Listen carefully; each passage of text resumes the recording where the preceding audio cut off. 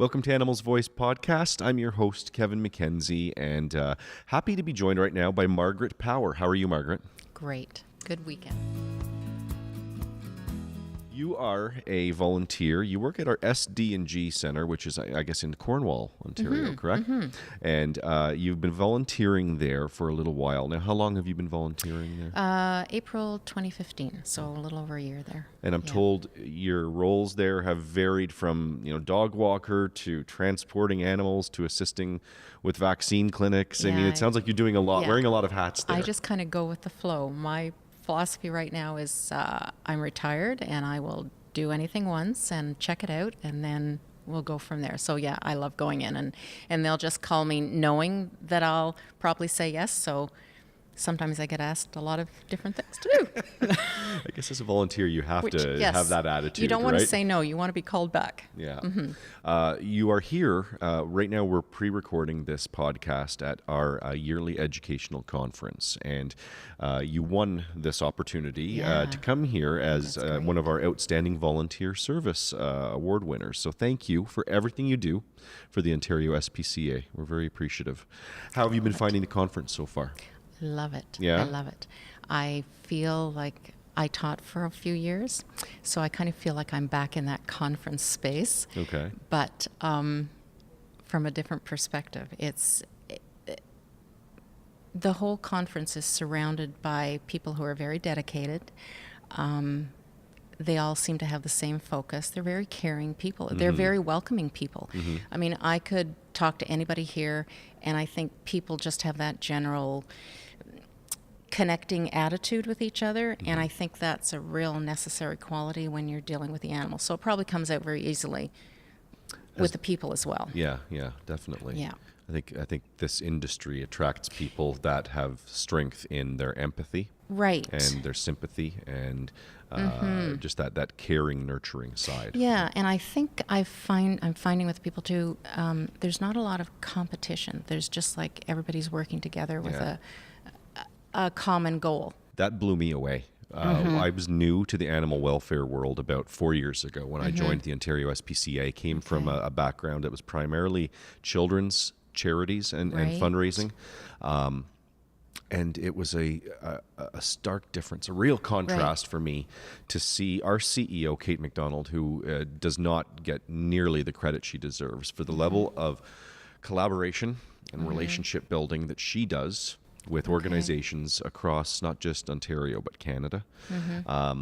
The sharing that goes on, and you saying that has now spurred me on to this, I sound like I'm on the pulpit, but it's refreshing to be in an industry where people that in other industries, I think they would look at each other as competitors. Yes. An animal shelter that is 150 kilometers away, and they might have some people that could be supporters of both, and they might look at each other as competitors in another industry.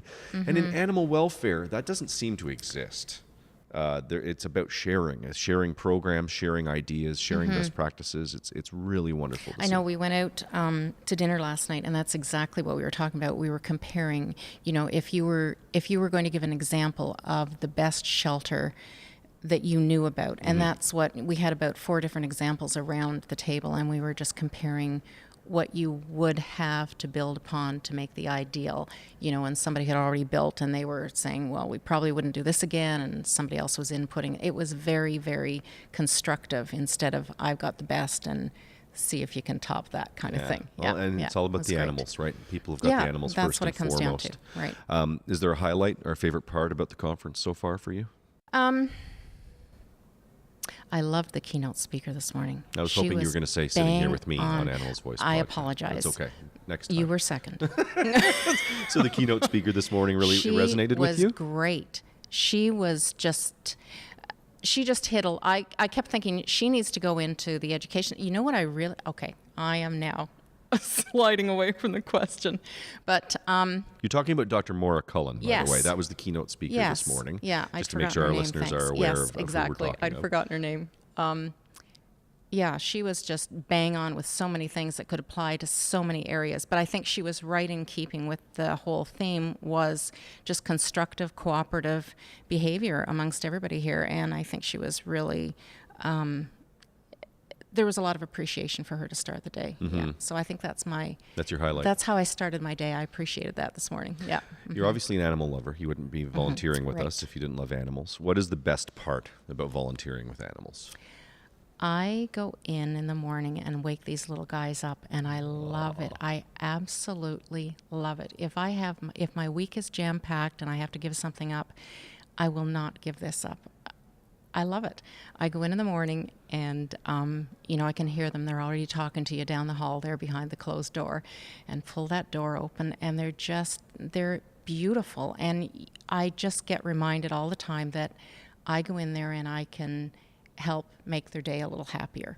And it's very moving. Yeah. And you greet everyone individually, and they're so positive. I think that's what strikes me is it doesn't matter where they have been, how they've been introduced into the world, who they've come across in life, they are still positive in the morning, and that can just break your heart some days. Yeah. The resilience of these animals is what is remarkable. Absolutely. Right? Yeah. And that's the highlight of my week, is to wake these guys up in the morning, and they just give me such a surge of energy, and take them all out. And of course, they all have different dispositions, so you get to know, even if you haven't been with them, then they're brand new that day. You can take them out the back, and you can read them. And understand who needs what for a little while out the back, while and how patient you have to be with some, and whatever works with others, and then slide them back in and on to the next one. And that's the highlight of my week. Just it. I love it. There's an individual approach to each animal that's in the care of the Ontario SPCA, and Right. people might not realize that our animal care workers, our volunteers, they need to figure that out. There's Right. not one approach that works with every dog or every cat or every hamster or bird that we've got in our shelters. Exactly, yeah. And I think people get that here. They totally get it. And they're not as, they don't tend to think that one size fits all, which is what Maura Cullen was saying this morning. And that's probably what resonated for me. Everybody is an individual, and you need to be able to recognize those little ups and downs that fit that glove. And I think people are really good at that there. And it overflows onto staff as well. And I think that you're right. Those people are very, very special people that come and work for this organization. They have those qualities that can read people and animals just a little more fine-tunedly, I think. Yeah, I think they're in sync with them a bit more. What advice do you have for our listeners who might be considering volunteering for the Ontario SPCA? Like, what would you say to someone who's thinking of joining? I'd say take a chance, because everybody out there is something that will fit you. And it might not be, you might think you want to do one thing, and then like any other situation, there are offshoots of it that you know nothing about right now. There are opportunities, there are welcoming people. You're doing something that it has immediate gratification for you. There's a lot of hands-on feedback instantly that you get a lot of satisfaction from. So, and I know I was talking to one girl, she said, it's half an hour away and I can't get down there. I said, people are so grateful to have a volunteer come in that even if you can only give 1 hour a week, don't shortchange yourself because you think you figured out the organization before you've actually stepped into their shoes. So there's always something for somebody to do. And volunteers get used in so many different situations that you cannot think of all the possibilities that somebody might be able to use your help for. So just take a chance, jump in there. And I know they must review their volunteer situations at certain times of the year, because I know I applied and I kept waiting for somebody to get back. And so I think they roll them over at a certain time, which makes it convenient for, they're not looking at volunteer applications every week. So just be patient, get your name in there, and somebody will get in touch with you. And it's great feedback for everybody. It can be quite rewarding in the end. Yeah, extremely. You already described something for me that I think addresses this next question, but I wanted to ask you, how do you know you're making a difference in your volunteer work? You talked about waking the animals in the morning and that greeting that you give them and that they're giving you. Yeah. Sounds very fulfilling for both of you. Are there other ways that you know you're making a difference? Well, I think, you just chat to other people in the community too, and that spreads the word around. I get very passionate about it. I totally enjoy this, so I think just a bit of enthusiasm encourages other people to become interested. And you know what? I don't even know what your question is now. I was at, it's okay. People zone out on me a lot, Okay. and I blame myself. Most of the I time apologize. No, I'm teasing you. I was just asking how you know your volunteering is making an impact. Right. Well, for one thing, they keep calling me back to do a variety of jobs, so there must be something positive there. They haven't locked the door when you left, right? No, they expect me to return with the van, not just,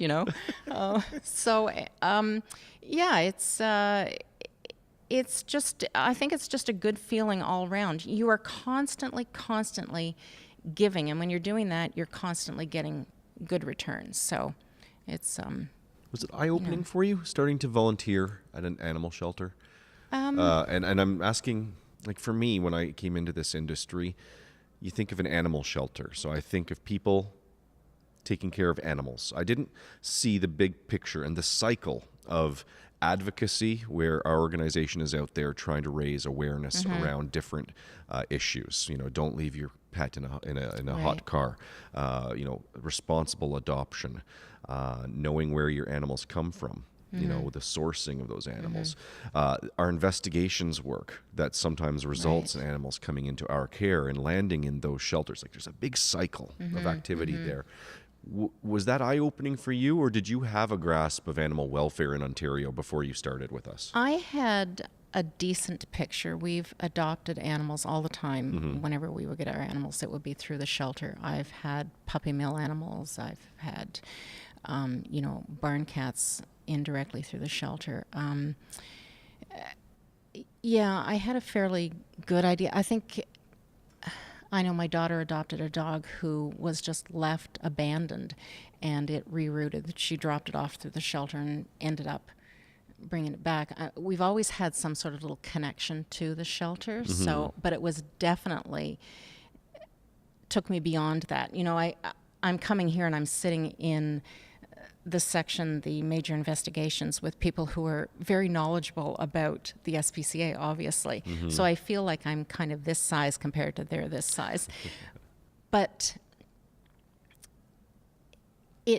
that's why I was so pleased to come, because this is just broadening my information. I mean, I did know a decent amount, but there is so much more out there. It's huge. It is huge. And it's so organized, and it's so positive. Well, don't feel, a second ago you made a hand gesture that you're this big and that's not the case. We as an organization are nowhere without volunteers.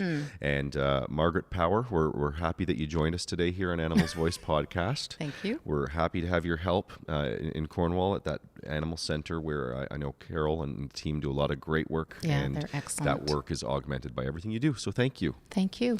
And thank you, the listeners of Animals Voice podcast, for all of your support and for sharing our broadcast. Please continue to do so. If you have show ideas, you can contact me on Twitter at OSPCA Kevin, or you can email me at kmckenzie@ospca.on.ca. Until next time, we'll catch you later. Hey guys, Callie here from the Ontario SPCA. Thank you so much for tuning into this video, and of course subscribe so that you can catch our brand new videos every other Tuesday. Hey, don't forget, like, share, comment, because we love to hear from you.